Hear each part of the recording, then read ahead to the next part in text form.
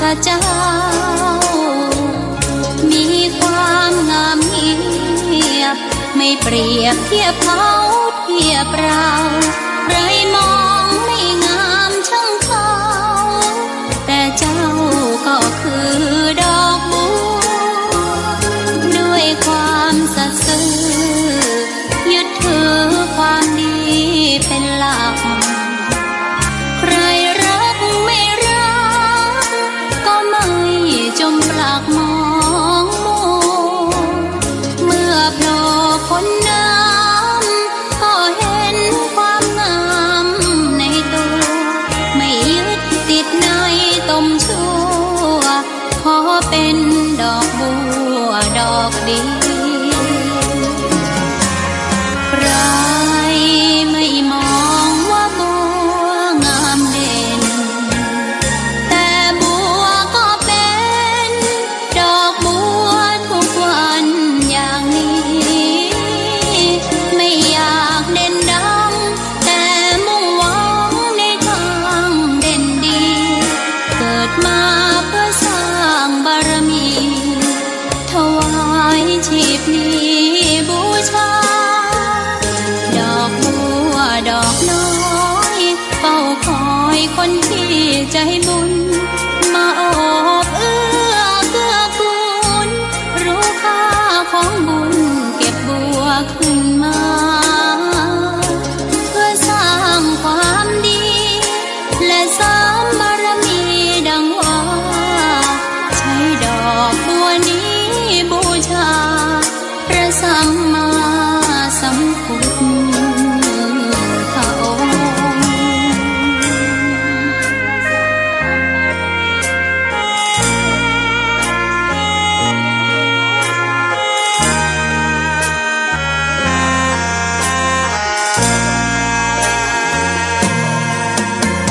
ใครไม่มองว่าบัวงามเด่นแต่บัวก็เป็นดอกบัวทุกวันอย่างนี้ไม่ใช้ดอกบัวนี้บูชาพระสัมมาสัมพุทธองค์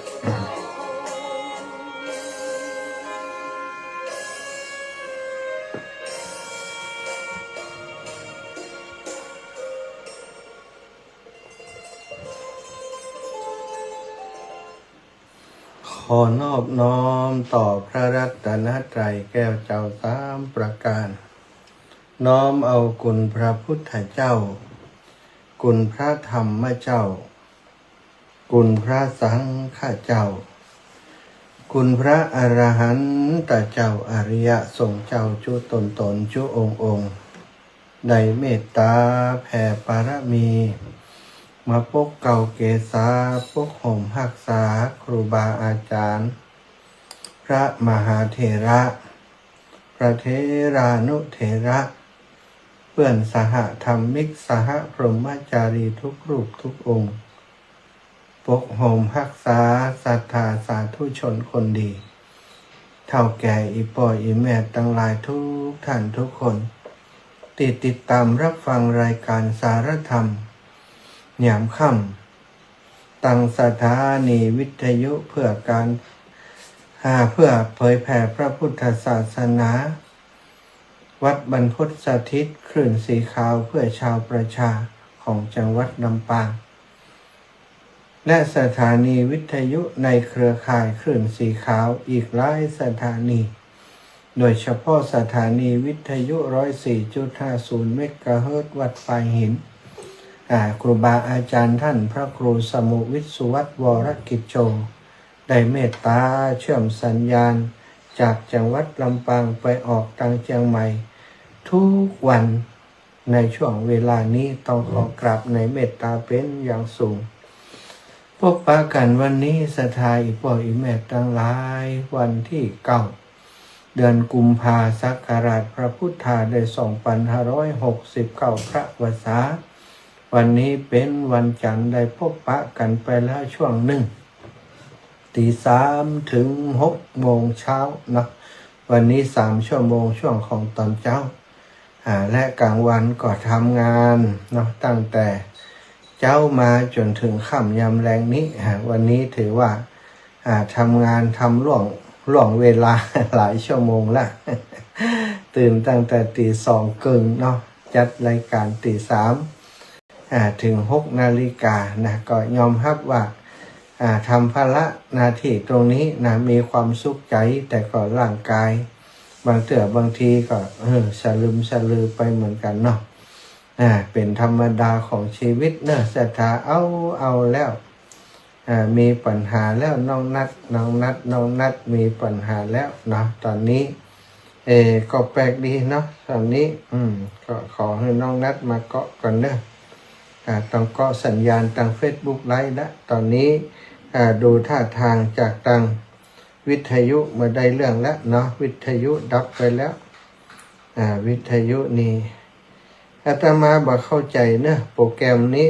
ติดใจอยู่นี่มีปัญหาอะไรอย่างมีปัญหาอย่างมาพอเนี่ยจัดรายการพฤศกรรมเนี่ยมันขึ้นอะไรอย่างมาเต็มเลยผมเข้าใจเหมือนกันอะไรอย่างก็เปลี่ยนใหม่หมดแล้วเนาะสาวเกิดก็เปลี่ยนใหม่หมดแล้ว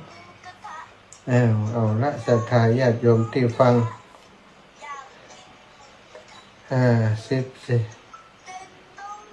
ขอกำเนิดตอนนี้มันแน่ใจตอนนี้นี่ขึ้นมาเพียบเลยเนี่ยมันลุกเลยเนี่ยศรัทธามาได้เรื่องละเสียงได้ยินอยู่ก็เสียงที่ขึ้นจะดีหรือไม่บอกให้เนอะศรัทธาจะมาจะต้องรันใหม่ละ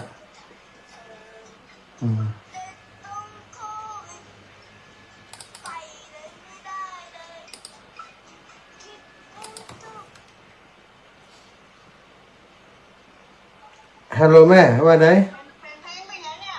ใช่ไอ้มันรู้ทั้งเนี่ยหันนะ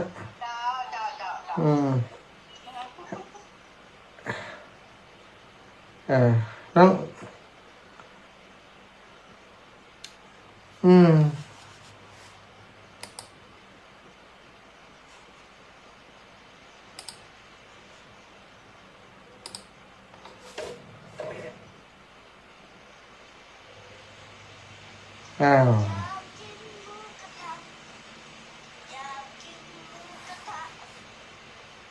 ได้เรื่องละ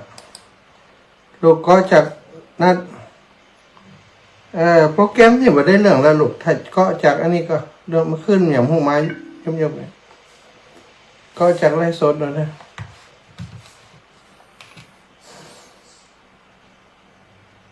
จะเจ้าก็เปิดอยู่หันเป็นอย่าง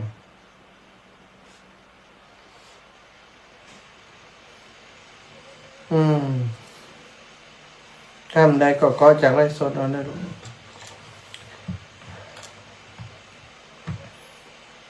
ปัญหาเกิดขึ้นศรัทธาญาติโยมปัญหาต้องเปลี่ยนอะไรอย่างเนี้ยเพื่อจะให้มันดีเนี่ย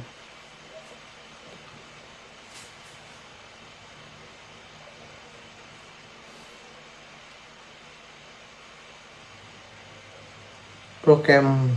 รมใช้มันได้กัน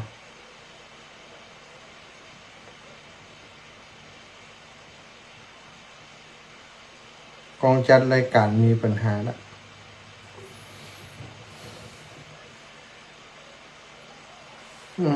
ฮัลโหลลูก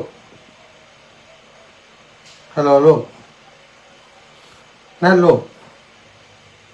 นะก็จากทางไลฟ์สดเอาเนอะก็จากทางไลฟ์สดเอาก็จากทางไลฟ์สดเอาเนอะฮัลโหลนัดว่าไดก็ครับคอมสกาได้เวิร์ดอย่างมีปัญหาครับมันโชว์เซาการ์ดนะครับแต่ตัวตีเสียบนั่นบอครับนะครับมันเด้งขึ้นมาตลอดเลยครับนั่นแหละต้องเปลี่ยนอย่างได้ก็เปลี่ยนเลยลูกเดี๋ยวนี้เปลี่ยนคอมตัวนั้นไม่ใช่นะวันผูกเดี๋ยวผมเข้าไปจัดรายการเดี๋ยววันผูกผมเข้าไป แก้นี่ครับจะดูสาเหตุมันกันครับว่ามันมาจากอะไร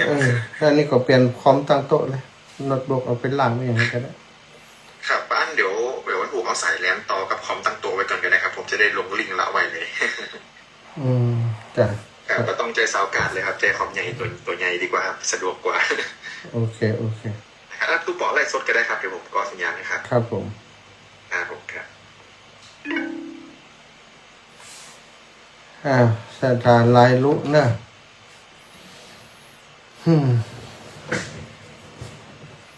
เนาะจบข่าวดีมันได้ละฮัลโหลแม่ใช่คอมมีปัญหาไหมผมเขาแก้จะตั้งเพศไหมตั้งเพศครับ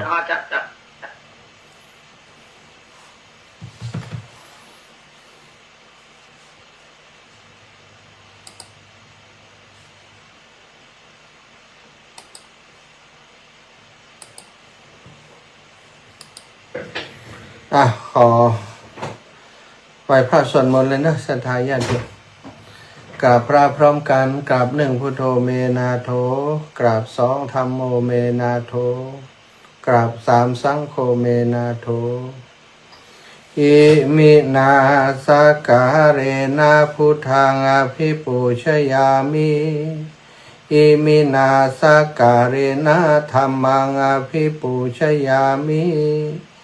อิมินาสการะนาสังฆังอภิปูชยามิอรหังสัมมาสัมพุทโธภควาพุทธังภควันตังอภิวาเทมิครับสวากขาโตภควตาธัมโมธัมมังนะมัสสามิครับสุปฏิปันโนภควโตสาวกสังโฆสังฆังนะมามิครับนะโมตัสสะภะคะวะโตอะระหะโตสัมมาสัมพุทธัสสะ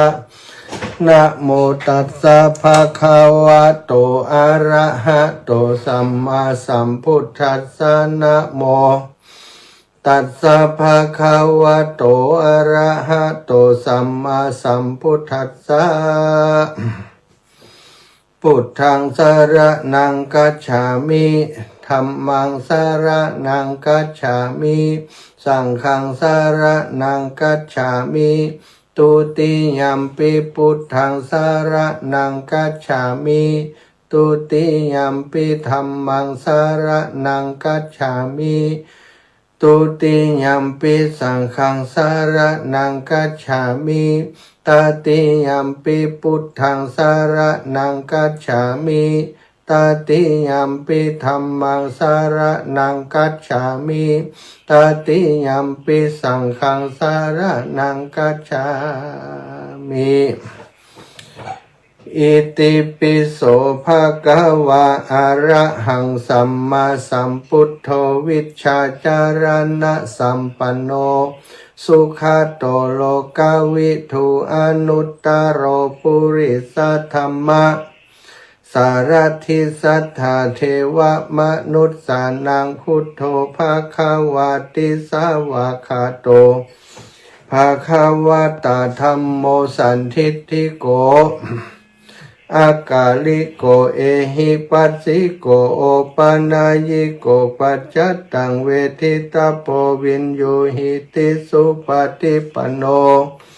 ภะคะวะโตสาวกสังโฆอุชุปฏิปันโน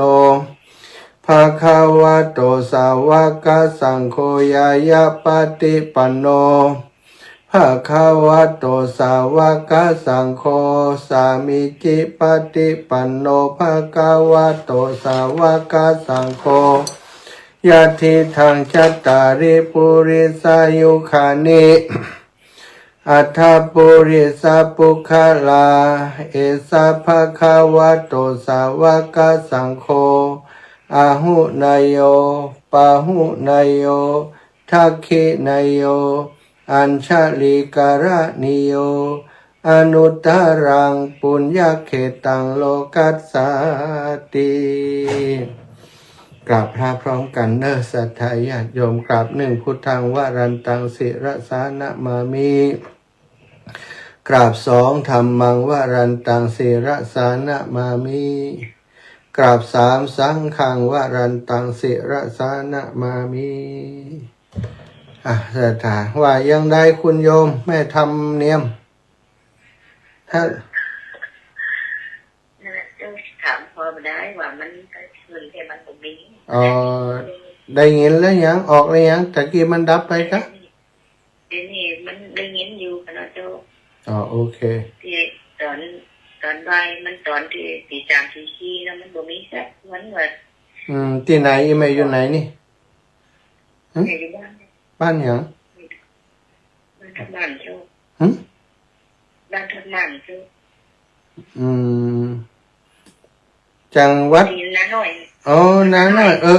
น้าน้อยเขากับแปลกใจว่าจะเมืองน่านจะได้หายไปตอนเจ้าหายไปแต่มีคนโทรมาเลยเนี่ยเปิ่นไทยยุดปรับปรุงหรือว่าเปิ่นงดออกตอนเจ้ากำแน่ใจเนาะแม่เนาะเดี๋ยวจะเช็คถามพอเนอะสาธุค่ะสาธุแม่ทำเนียมปันนิดนะเมืองน่านบุญเนอะสัทธาศรัทธาญาติโยมขออภัยขอสุมาอภัยนะตะกี้มีปัญหากับมันระบบเป็นไงอย่างหัวอาตมาไม่เข้าใจแต่เจ้าทดลองเปิดอันที่แรกก็คิดว่าอุปกรณ์มันได้เปลี่ยนอุปกรณ์ซื้ออุปกรณ์มาเปลี่ยนใหม่หมดเปิดตอนเจ้าเป็นชั่วโมง2 ชั่วโมงเป็นยังเนี่ยพอมาจัดรายการแรงเปลี่ยนว่ะอันใดมันดีมหูนะถ้าคอมดีถ้าจะได้จงน้ำก็อันกับบุบขวางเห็นไหมแล้วเป็นน้ำแล้วเนี่ยเนาะมีคอมตั้งโต๊ะนี่แหมตัวลองมาใจพอถ้าเป็นตัวนิ่มดีให้เขาไปจัดการเนี่ยทำให้การออกรายการมันแบบต่อเนื่องนะรู้สึกรำคาญเหมือนกันเพราะว่าเป็นทุกวันรำคาญใจเวลาตั้งใจจะอย่างบ่ฮู้นะก็ว่าเป็นอย่างอีนี่บ่มีไอ้อย่างเพิ่นว่าบ่มีความสุขบ่มีอารมณ์กันบ่มีอารมณ์ในการจัดรายการและอุปกรณ์ดีนี่นะมันพวกจะให้เขาเคลียร์ให้กันนะถ้าบัดดีจริงๆแล้วก็จบข่าวไล่สดเนาะต้องมาใจละโน้ตบุ๊กเน็ตเบิกเนี่ยวันนี้รำคาญมันศรัทธาญาติโยมพบปะกันแล้วได้จากกันนำสารธรรมมาฝากมาแบ่งปันกับศรัทธาอีพ่ออีแม่ทั้งหลายหลายครั้งหลายวันแล้วที่อาตมาได้อุจาเกี่ยวกับเรื่องการบ่ประมาทนะการบ่ประมาทในชีวิตแล้วก็การบ่ประมาทในความตายศรัทธาญาติโยมคนเฮาทุกคนเกิดมาแล้วต้องถึงวันหนึ่งก็จะต้องจากไปหรือว่าจะต้องตายเหมือนกันคู่คนบางไผที่สามารถจะยืนยัดอยู่บนโลกใบนี้ได้ตลอดชั่วกาลประวัติศาสตร์ของโลกนะบ่ฮู้กี่ปีที่โลกจะล่มสลายบ่มีไผที่จะอยู่ถึงวันนั้นเฮาเกิดมาเติบใหญ่มาตั้งแต่น้อยมามีการวางแผนชีวิตต้องการมีชีวิตที่มีความสุขก็จะต้องวางแผนชีวิตจะทำอาชีพอะไรอย่างเพื่อจะให้มีฐานะมีฐานะครอบครัวการเงินการงานที่มั่นคงเตรียมตัวกันวางแผนเตรียมตัวกันตั้งแต่น้อยๆมาเพื่อจะให้บรรลุเป้าหมายตามที่มุ่งหวังตามที่ปรารถนาแต่ว่าเฮาบ่ได้วางแผนหรือว่าบางหลายๆคนเนาะบ่ได้วางแผนบ่ได้เตรียมตัวบ่ได้ออกแบบชีวิตหลังจากตายไปแล้วจะไปที่ไหนจะไปอย่างใดเนี่ยหลายคนบ่ได้สนใจในเรื่องนี้พอถึงใกล้จะตายมาก็เดือดร้อนละเพราะบ่ได้วางแผนหรือที่เพิ่นเรียกว่าบ่ได้เตรียมตัว บ่ได้เตรียมกว่าก่อนที่วันเมื่อความตายมาถึงเมื่อเฮาบ่ได้เตรียมตัวซะทักเหมือนกับเขาจะไปที่ไหนสักแห่งหนึ่งบ่ได้เตรียมอย่างเลยเสื้อผ้าอาภรณ์ปัจจัยเงินทองที่จะเอาติดตามไปเสบียงอาหารต่างๆบ่ได้เตรียมอย่างสักอย่างแต่ปัจจุบันทันด่วนจะต้องไปแล้วเนี่ยจะต้องไปวันนี้นะจะต้องไปเวลานี้เนี่ยอย่างใดจะมาเตรียมตอนนั้นก็ตันแล้วซะท่าคนที่เปิ่นจะเอาไปเพิ่นก็บังคับให้ไปบ่เดี๋ยวนี้บ่รอบ่ได้แล้วต้องไปสรุปแล้วก็เอาอย่างติดไปมันได้สักอย่างเพราะมันได้เตรียมไว้สำหรับที่จะเดินทางแต่ถ้าไผก็ตามได้เตรียมไว้เนาะเตรียมผ้าผ่อนถ่อนสบายเตรียมปัจจัยเงินทองข้าวน้ำโภชนาอาหารเสบียงต่างๆเตรียมไว้เรียบร้อยแล้วพอเตรียมไว้เรียบร้อยแล้วก็สบายเลยซะค่ะถึงเวลามาปุ๊บปั๊บก็ไปได้เลยปุ๊บปั๊บก็ไปได้โอ้บ่ได้ห่วงอย่างแล้วเพราะว่าพร้อมพร้อมในการเดินทางบ่มียึกยักยืดเยื้อแล้วอันนี้ก็จะสะดวกสบายกว่าคนที่บ่ได้เตรียมตัวจริงๆแล้วศรัทธาญาติโยมชีวิตนะเราสามารถออกแบบชีวิตได้ว่าเราหลังจากตายแล้วเนี่ยเราจะไปที่ไหนตั้งใดเพราะในพุทธศาสนาได้บอกไว้ว่าทางมี2ทางที่เราจะไปนั้นนะหนึ่งไปสู่อบายภูมิทางไปสู่อบายภูมิแล้วก็ไปสู่สุคติภูมิอบายภูมิก็คือนรกภูมินั่นแหละศรัทธาญาติโยมอบายมีอบายทุกขติวินิบาตเดรัจฉานนะนรกสัตว์นรกและเดรัจฉานต่างๆเนี่ยต่างติดไปอบายไปติดต่ำทั้งหลายนั้นเรียกว่าไปอบายไปติดต่ำไปสู่ติดต่ำนับจากสัตว์เดรัจฉานตรงไปเป็นเปรตเป็นสัตว์นรกต่างๆนี่คือหนทางที่ไปแล้วก็ต้องไปเสวยกรรมไปเสวยวิบากที่สุดแสนจะทรมานอีกเส้นทางหนึ่งก็สบายค่อนข้างสบายนรกมีหลายชั้นสวรรค์ก็มีหลายชั้นเหมือนกันแล้วแต่บุญที่เราจะทำไปจะไปสวรรค์ชั้นใดก็ทำบุญ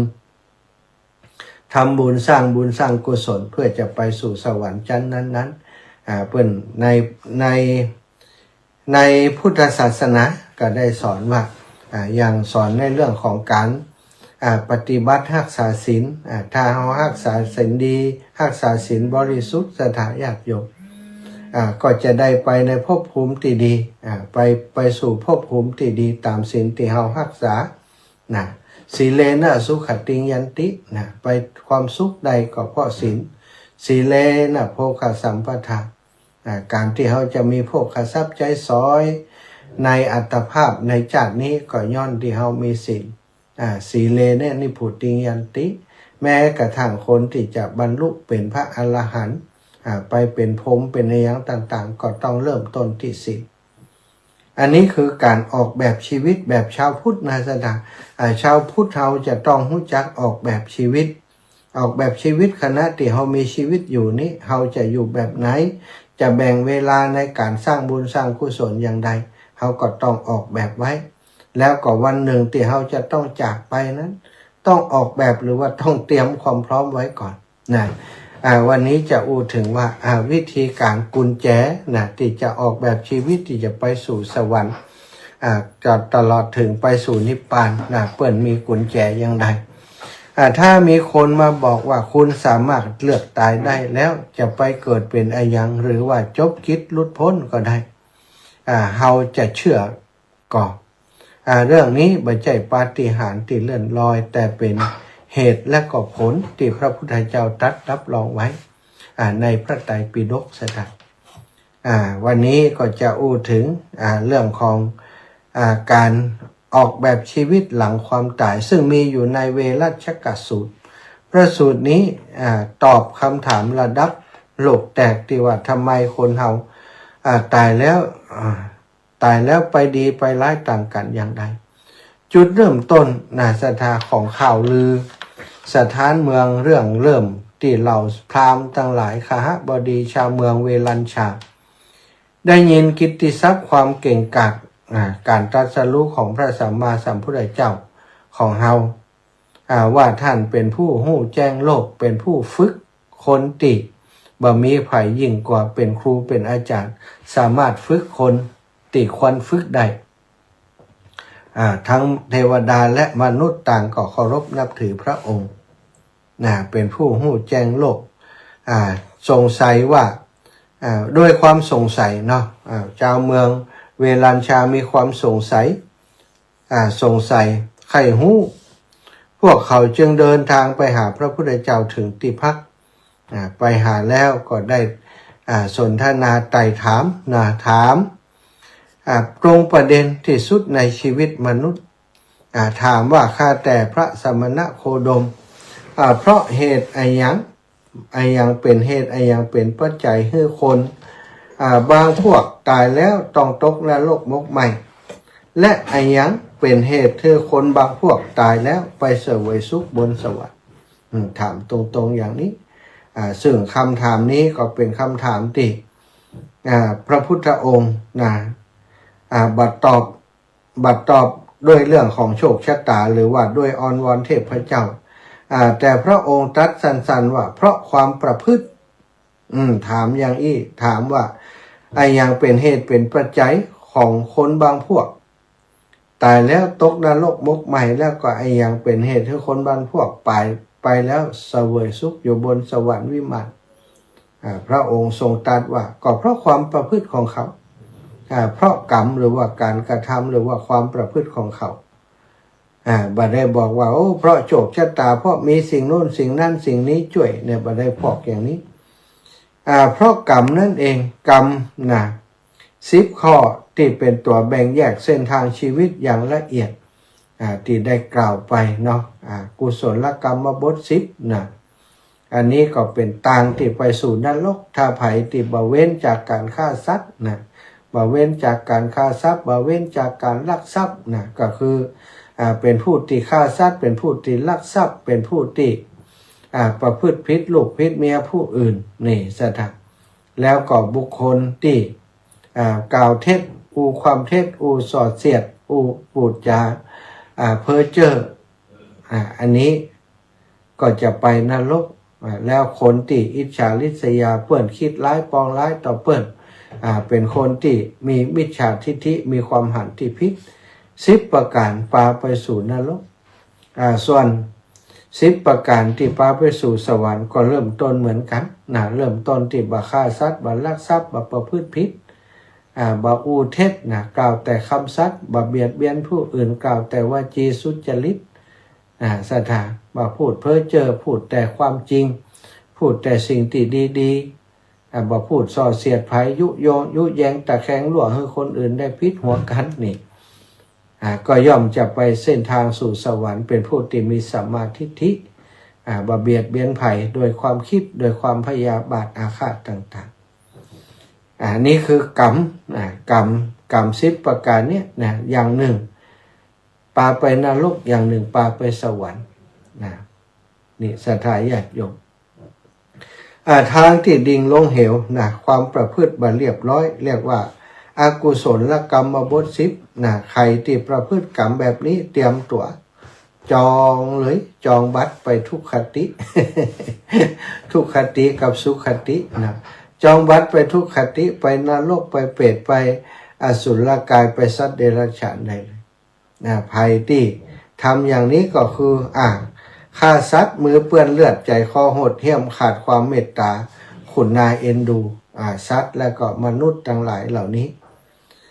ข้อที่2ชอบที่จะลักทรัพย์ถือเอาของที่เขาบ่ได้ฮื้อบ่ว่าจะในบ้านหรือในป่าขี้ขโมยหรือว่าไอ้พวกที่คอร์รัปชันคอร์รัปชันทั้งหลายตึกถล่มลงมาเอาฆ่าคนตายไปแน่นหนาเนาะกฎหมายก็ทำไอ้ยังได้ตั้มเดียวแต่บ่ต้องกลัวซะทากฎแห่งกรรมนี่หมู่นี้บ่รอดหมู่ที่ทำอย่างนี้เนี่ยกฎแห่งกรรมทำงานแน่นอนต้องได้รับความทุกข์ความทรมานในนรกแน่นอนภูเขาจะบดบีเขาถล่มทับเขาทับแล้วทับอีกทับแล้วทับอีกเนี่ยบ่รอดเนาะ ไอ้หมู่ที่ขี้โกงคอร์รัปชันทั้งหลายบอกว่าจะคอร์รัปชันเรื่องไอ้ยังซะทั้งกินเล็กกินหินกินปูนกินทรายนี่ตายไปก็ต้องไปกินเล็กกินหินกินปูนกินทรายโอ้ทรมานเล็กค้อนห้อนเนาะบ่ต้องห่วงเนาะโลกนี้กฎหมายตั้งโลกทำไอ้ยังบ่ได้แต่ว่ากฎหมายของกฎหมายทางธรรมหรือว่าตั้งกรรมกฎแห่งกรรมนี่ทำงานแน่นอนบ่มีพลาดบ่มีผ่อนผันสักอย่างนะสถานแล้วก็ประพฤติผิดข้อที่3ประพฤติผิดในกรรมก็คือล่วงละเมิดลูกเมียไผบ่ยับยั้งชั่งใจลูกเมียคนอื่นนะก็เอาไปรบกวนไปเบียดเบียนเปิ้นสร้างความเดือดร้อนทำให้ครอบครัวเปิ้นแตกแยกนะศรัทธาญาติโยมนะโดยอ้างเหตุผลไอ้ยังก็แล้วแต่เนาะซึ่งเหตุผลจะดีเพียงใดก็ตามแต่กฎแห่งกรรมนั้นบ่เว้นบ่หลีกหรอกเนาะคุณมีเหตุผลอย่างใดไม่สนใจแต่ว่าถ้าเบียดเบียนคนอื่นทำให้คนอื่นเดือดร้อนตัวเองก็ต้องเดือดร้อนแน่นอนนี้เป็นส่วนทางกายจะมีอยู่3อย่างทีนี้ทางที่จะไปสู่นรกที่จะจองตั๋วไปนรกอีก3อย่างทางวาจาอย่างที่ว่าตะกี้พูดเท็จโกหกนาตายบ่ฮู้ว่าบ่จริงก็บอกว่าจริงอย่างวันเดียวนี้เนาะเลือกตั้งที่ผ่านไปนะ เดี๋ยววันหลังเขาจะถามนโยบายที่หาเสียงทันแล้วหรอที่พิษกันนี่บอกว่าจะบ่เอามาร่วมรัฐบาลแล้วจะได้เดี๋ยวนี้เอามาร่วมรัฐบาลนี่เดี๋ยวเขาจะบอกว่าอันนั้นเป็นเทคนิคการหาเสียงนโยบายการหาเสียงนี่เขาก่อนก็ว่าอย่างเงี้ยเนาะสถาเป็นนโยบายการหาเสียงเนี่ยคือพูดเท็จพูดไม่จริงทั้งที่รู้โดยหวังว่าจะให้ตัวเองนี่ดูดีนะศรัทธาญาติโยมแต่พอได้รับเลือกตั้งไปแล้วเนี่ยมันก็จะเป็นแหมอย่างละคำพูดที่เขาอู้ไว้ถ้าเขาถามเขาก็จะบอกว่ายังมันมีเหตุปัจจัยหลายอย่างที่ทำมาได้นะมันจะคนเขาจะทำอย่างที่คิดอย่างเดียวได้อย่างไรมันต้องฟังคนนี้คนนี้อยู่อย่างเนาะมันมีเหตุปัจจัยหลายอย่างตอนหาเสียงก็ยังว่าตอนหาเสียงยังว่าได้หมด ก็ตอนหาเสียงนี่เหรอนะอันนี้ก็คือฮู้ว่าบ่จริงแต่ก็บอกว่าเป็นจริงอันนี้ความเท็จสถานแล้วก็พูดส่อเสียดนี่ยุยงให้คนแตกกันฟังความข้างนี้ไปบอกข้างโน้นเนี่ยให้เปิ่นเกลียดกันให้จังกันอันนี้ก็เป็นตั้งเนี่ยเหมือนกับว่าจองตั๋วไปนรกได้เลยข้อที่6กำหยาบวาจาเป็นพิษพูดคำรุนแรงคัดหูคนฟังศรัทธาอันนี้ก็จองตั๋วไปนรกพูดเพ้อเจ้อบัดถูกกาลเทศะบ่มีสาระบ่มีหลักฐานบ่มีแก่นสารไร้ประโยชน์เสียดายแหงเนาะไปในคำที่มันเป็นสาระประโยชน์คนที่ฟังก็คนก็รำคาญแต่บางคนนี่บอกว่าเนี่ยอย่าได้หนีไปไหนมาได้มันเป็นเจ้านายมันพูดอย่างนั้นเขาก็ต้องฟัง นี่4อย่างวจีกรรม4อย่างนี้จะพาเข้าไปสู่นรกสถานแล้วก็ทางใจอันนี้สำคัญมากเหมือนกันแม้บ่ได้ทำออกมาก็ผิดแล้วนะการเพ่งเล็งการโลภเพ่งเล็งจะเอาของผู้อื่นจ้องอยากจะได้สมบัติของคนอื่นมาเป็นของตนของนั้นน่าจะเป็นของเฮาอันนี้น่าจะเป็นของเฮาจ้องจะเอาของเปิ้นอย่างยังบ่เอากันแต่จ้องจะเอาได้ก็เป็นโทษนะสถานเป็นกรรมแล้วถ้ายิ่งกระทำลงไปก็เป็นลักทรัพย์ก็ยิ่งนักเข้าไปแห่งอันนี้แค่จ้องจะเอาก็ถือว่าเป็นกรรมที่บดีแล้วนะมันจะปาไก่ไปทำบดีละแล้วก็การพยาบาทพยาบาทคิดผูกใจเจ็บคิดร้ายแช่งชักให้คนอื่นพินาศหรือว่าล่มจมหันเปิ่นได้ดิบได้ดีแจ้งเปิ่นมันจะเมินกะมันจะเดียวมันก็ชิบหายหมดถ้าเกิดอย่างถ้าคิดอย่างนี้นี่เฮานั่นแหละจะเป็นตัวพินาศล่มจมเสียเองข้อที่10มิจฉาทิฏฐิหันพิษเชื่อว่าทำดีบ่ได้ดีทำชั่วบ่ได้ชั่วบ่เชื่อเรื่องบุญเรื่องบาปบ่เชื่อโลกหน้ามีจริงอันนี้ก็คือ ตัวใบใหญ่เลยที่จะจองไปสู่นรกนี่เปิดฮับคนนี้พร้อมมาได้ไปด่วนได้เลยนะทางที่จะพุ่งทะยานสู่ฟ้าสู่สวรรค์นั้นความประพฤติที่เรียบร้อยกุศลกรรมบท10นี่คือบันได10ขั้นที่จะพาเฮาไปสู่สุขติที่ดีงามสังเกตพอศรัทธาญาติโยมบ่ใจแค่บ่ทำชั่วแต่ต้องทำดีโดยในทิศทางตรงกันข้ามทางกายก็อย่างที่ว่าตะกี้นะตะกี้คือทำอันนี้คือบ่ทำเว้นละเว้นจากการฆ่าวางอาวุธนะแบบมีความละอายต่อบาปมีจิตใจเมตตากรุณาต่อสรรพสัตว์ทั้งหลายนี่อันนี้ตัวใบที่1จองไปสวรรค์ได้แล้วนี่ตัวใบที่2ละเว้นจากการลักขโมยเอาของคนอื่นเคารพสิทธิผู้อื่นบัดแตะต้องของติเจ้าของบ่อนุญาตเปิ้นบ่อนุญาตเปิ้นบ่ฮื้อบ่เอาของเปิ้นอันนี้ศรัทธาญาติโยมละเว้นการลักเคารพสิทธิผู้อื่นบัดแตะต้องของที่เจ้าของบ่อนุญาตอันนี้ตัวใบที่2ถ้าไผทำได้ก็จองตัวไปสวรรค์ละข้อที่3ละเว้นการประพฤติผิดในกามกามความกำนัดความยินดีความชอบ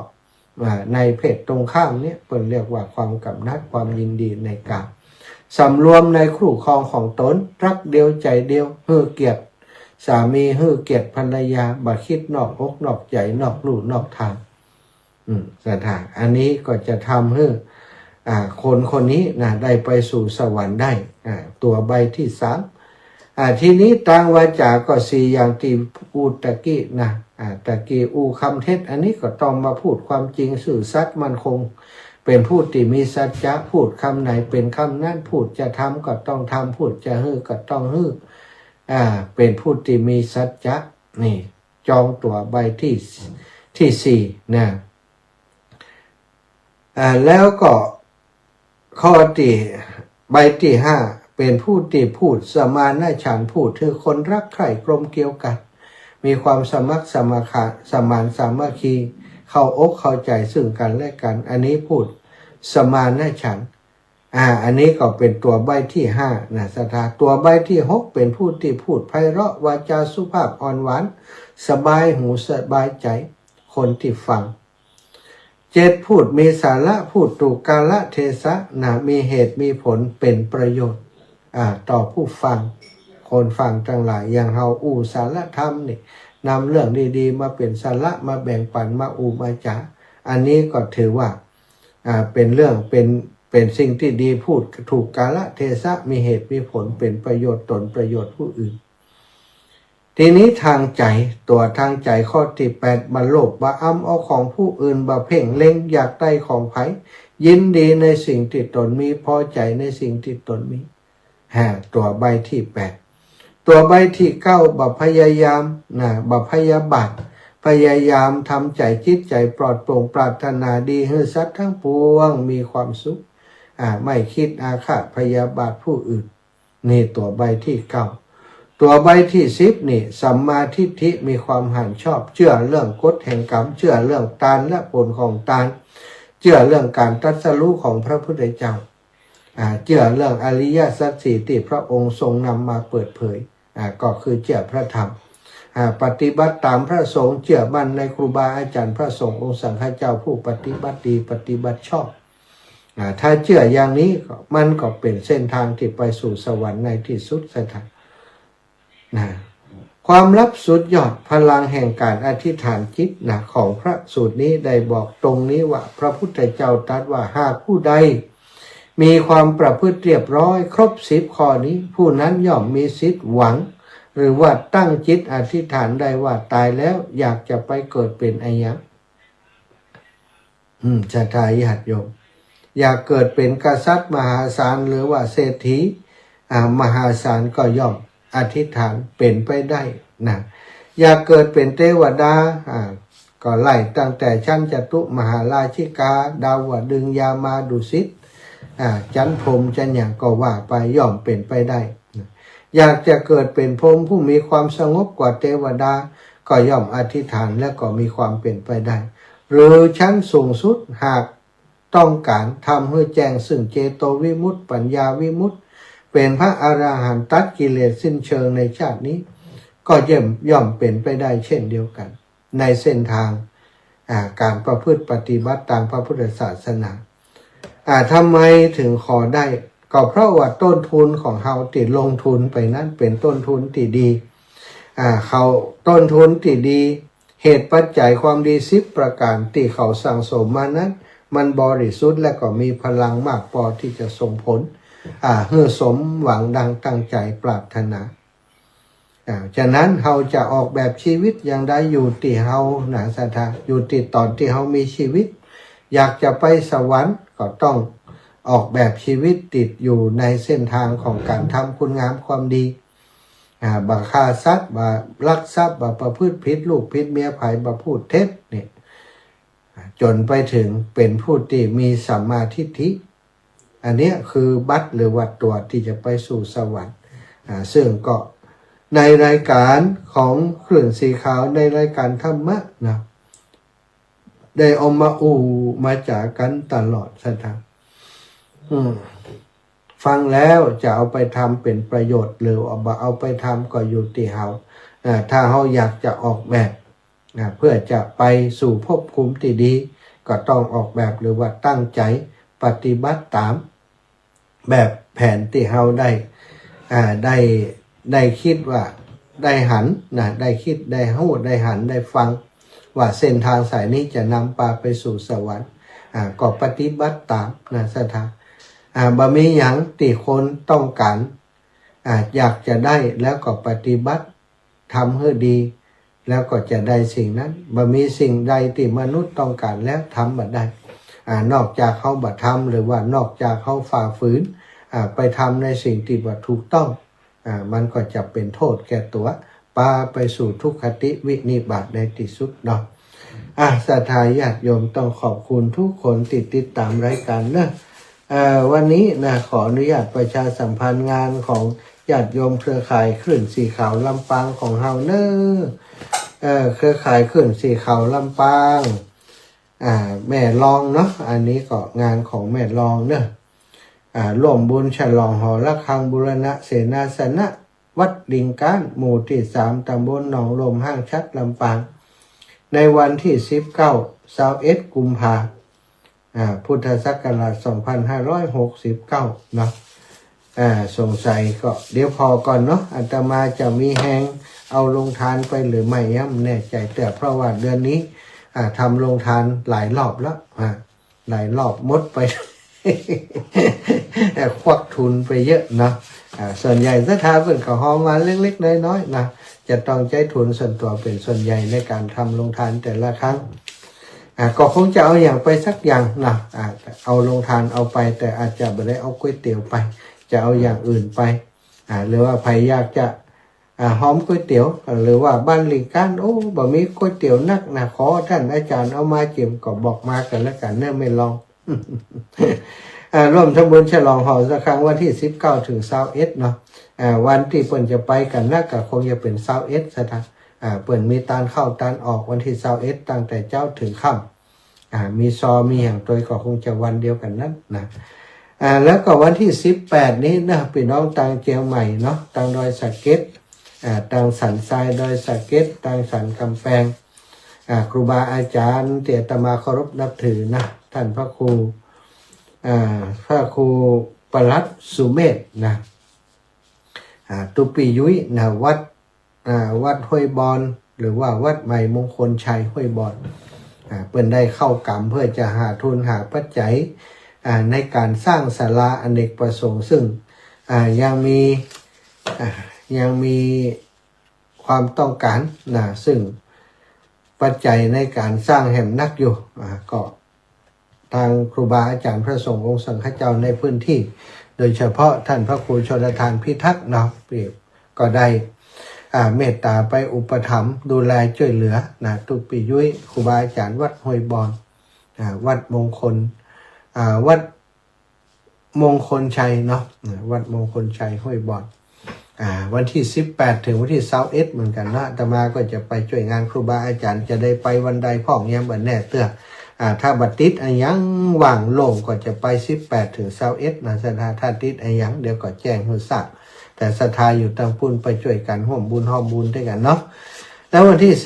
14นะวันที่14นี้ก็จะไปที่วันที่14นี้ไปเมืองฝางนี่หลวงพ่อพระครูสุจิตานุรักษ์นะจะได้ตั้งกองทุนกองทุนสนับสนุนสถานีวิทยุคณะสงฆ์อำเภอฝางนะในวันที่14เพิ่นจะทอดผ้าป่าสมทบร่วมบุญกองทุนลำปางของเฮาก็เป็นเครือข่ายสายบุญกับหลวงปู่หลวงพ่อท่านพระครูสุจิตานุรักษ์แล้วก็คณะศรัทธาต่างฝางเฮามีหยังต่างลำปางเพิ่นก็ไปมาหาสู่ดูแลกันตลอดก็จะได้ไปช่วยเหลือเพิ่นเนาะไปกัน 4-5 กันตู้เหมือนกันเด้อก็จะมีรถของแม่บัวเย็นตอนนี้เต็มแล้วเนาะแม่บัวเย็นนี้10 คนเต็มแล้วก็ยศรถของบรรลุ1 กันแม่สวัสดิ์นะปอแสงแก้วก็เต็มแล้วเหมือนกันแล้วก็มีของคุณโยมน้องสมควรใจน้อยนะบ้านประจำน้ำโจอาตมาบ่แน่ใจว่าเต็มแล้วยังเนาะเต็มแล้วยังหรือว่าขาดแถมกี่คนยังบ่ได้เช็คอูกันกำเตือนซึ่งจะเดินทางในวันที่14ตอนเจ้ามืดสถาตี 4ไปถึงบุญ 7-8 นาฬิกาไปแอวกันสักน้อยแล้วก็จะไปตานพระป่าทุกเปิ้นนี่ก็แจ้งให้ทราบเนอะศรัทธาญาติโยมเอาละเปิดสายให้ศรัทธาญาติโยมได้โทรมามาเจอกันสักเล็กน้อยเนาะ08088308808844173173เด้อขอบคุณศรัทธาติดตามทาง Facebook ไลฟ์โยมแม่สมศรีใจบุญแม่กาบศรีขันแก้วแม่พิษสมัยศรีเทพทำลงโยมเทียมฟ้าคำปั่นแล้วก็ไพแฮมแม่สีทรเปรมจิตนะแม่เรนูชัยวงศ์และน้องต้อยนะคุณโยมกนกพิชัยนาโยมสมควรใจน้อยแม่โยมแสงเดือนบ้านหาดแม่หาไทยทิพย์นะแล้วก็ลำไพน้องแฮกเกอร์สมจิตอินทะวิจิตแม่บัวคลีท่าโปแม่บัวลอยฉายเขียวแม่น้อยอินยาสีคุณแดงแม่แดงพักดีแม่เพนกาฟังแม่บัวเย็นจันทบไปแฮมแม่ครูเกษณีชัยเทพเนาะแล้วก็แม่ย่าเล็กปวลีอินสุวรรณธนพรแก้วมาลัยทองเพียงแสนคำลือนะทุกคนติดตามในขณะนี้ขออนุโมทนาบุญขอบคุณเป็นอย่างสูงแม่เหรียญตาคำมาบ้านสันหลวงเดี๋ยวนี้นะวันนี้แม่เอานะสาธุแม่ไปเนี่ยไปเขาดำแล้วก็อันแม่ฉลองคนพาตั้งแม่วันนี้เลยยังคิดแล้วจะพาไปเป็นพระอาจารย์นี่ฝากที่สมคิดก็ได้ก็แม่สันหลวงบ้านสันหลวงล่ะสันหลวงสันบุญเลื้องติดกันท่านกะจะพาใครอะแม่บ่ขี่ใกล้กันก็บ่ขี่ทับโปแม่บ่ขี่มันจูดปุ่นกันน่ะแหละแม่อยู่สันหลวงพี่กะแม่อยู่สันหลวงแม่ที่ผ่านมาค่ะมันไกลนะเจ้าถ้าเกิดแม่อยู่คนเดียวอ่ะขี่รถที่กำได้เดี๋ยวก่อยเดี๋ยวโทรหาแม่เนาะเดี๋ยวถ้าขึ้นได้กันว่าจะไปยังไงยังไงเดี๋ยวจะโทรหาแม่เด้อกำไว้ให้ก่อนแม่จะซ้อมวันเนี้ยเจ้าเดี๋ยวจะโทรหาแม่ทีหลังเนาะถ้าเอาไปสายนั่นก่อนแม่ชื่อแม่ฉลองธรรมยานะมันตรงแป้นมันน่ะมันพาไงมาไงแม่ฉลองธรรมยาท่งบ่อแป้นดีแล้วสัตว์เอ๋นอนเจ้าแม่สัตว์เจ้าแฟนพันปลอมแฟนพันแท้มานมัสการครับผมเป็นพันแท้ครับไปฝังด้วยกันผมบอกว่าว่างอย่างไรอยู่บ้านได้เหมือนเนี่ยทำโรงทานนะเป็นต้องทำนะครับพักผ่อนกันพ่อครับเก็บตัวตาไว้ดีกว่าเนาะวัดฝ่ายหินนี่เนาะเอาว่าไปออกมาใจที่วัดฝ่ายหินนี่ก็ได้เนาะเอา จ้าสาธุสาธุ แล้วโตมากำใจนะครับ แม่น้อมสุภาวงศ์โอ้ไปถึงแม่น้อมโลนี่น้ำดิบลำปูนสาธุเจ้าแม่น้อม จ้า เจ้า ฝนตกก็ ปุ่นตกกะอันแค่มืดมันได้มันตกเองไหม ตะคืนตก3 เมตร โอ้3 เม็ดเรามาอวดเนี่ยมันอย่าง จะนึกว่าตะปูนอย่าตกหน้า เอ นี่จะเลย 3 เม็ดก็มาอวด เป็นนึกว่ามันจะต่อแถมมีเดิมมาอยากมันทั้งหายไปหมด วันนี้อันบอกเขาว่าวันนี้ฝนตกเนี่ยลำปางต่อ11มันตกสักกับ ถ้าเขา ยัง ต่อ ไม่รู้กับแต่ ถ้าเขาต่อได้ก็เซ็ตเสียงเขาแล้วนะ เจ้าเป็นกำลังใจเด้อ เจ้าเอ๋แม่เจริญพรแม่อมรยอมแม่พี่น้องทาโดยครั้ง ไหวสาเจ้าทั้งคำหา เจ้าเอ๋แม่ กำลังอู้กับน้องฝนตกมาตกเนาะ ทั้งทางที่กับประตูนี่ออกลำปางก็ออกตีนี่ ออกลำปางโยมแม่ อ๋อแม่กำลังสวดมนต์แล้วก็มาเปิดวิทยุประเดี๋ยวได้ยินประเดี๋ยวจ้าโอ้อันนี้จะดีสักเจนจะดีหรอ โอ้ดีละเนาะขอบคุณแม่เนอะ ยัดที่ลำปางวีเนาะ เจ้าแม่ เอาแม่ฟังอยู่ฟังถึงวันถือว่าก็ฟังคืนก็ฟัง โอ้ดีกันขอบคุณพี่น้องบ้านทาโดยครั้งเนอะสาธุค่ะแม่เพนนะลำพูน วันเจ้าพระอาจารย์ ไปก่อน ฝนตกไปไหนเจ้า ฝังไปก่อน แล้วอาจารย์จะผ่านมาจังนี้เหรอ ผ่านกัน จะมากี่โมงเหรอ โอ้ตี 4ถึงพุ่นก็ตี 5กัน โอ้มันบาหันเลยเขา ไปเดี๋ยวเนาะลำบากไป ยังเจ้าคนโต๊ะกับเจ้า มันตกแม่มันตกจะพุ่นตกกะ ตีนี่มันบอกมันอ๋อมันยังหนักเน็ตใจอยู่ค่ะ อันมันแตะ กันเต้เตือน จ้ะ เรียนได้แล้วจะโอนปัจจัยหอมเลยนะเจ้า เจ้าได้อยู่แม่ ได้เนาะ สาธุเจ้า สาธุเจ้า แม่นวลยอดคำปันกำแพงหิน เจ้าไว้สาเจ้า จ้าแม่ ป้าแม่เขาก็โต๊ะวกจะคืนแม่มาหู้เลยว่าฝนตก รับลึก รับ รับลึก กาแฟดูแม่ให้ไปเที่ยงนะคะ ยังมีอยู่แม่ แม่สั่งมาให้เหมือนไม่นะ โอ้ของเจ้าเก่าบ้านอินนะ อ๋อดีกะ ถ้าตุโรมาได้แม่ก็จะเอาเลิก สาธุเจ้า ถ้ามาวันใดบอกนะ เจ้าแม่ แต่วันนี้ที่เข้าแม่ได้อยู่เราแม่จะไป